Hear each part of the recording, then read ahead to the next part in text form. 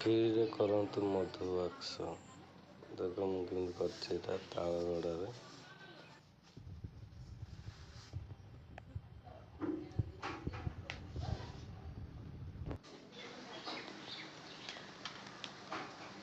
ଏଇଟା ଦେଖ ଆମ୍ବ ଗଛ 2ଟା ବାକ୍ସ ବସେଇଛି।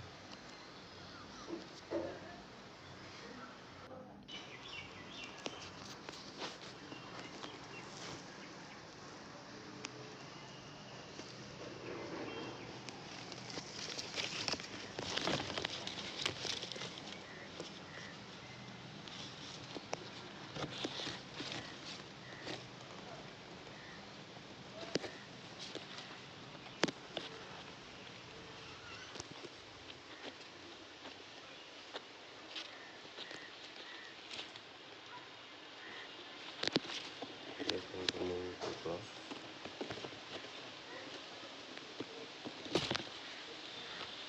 3 ଖରା ଖଣ୍ଡ ହେଇଛି।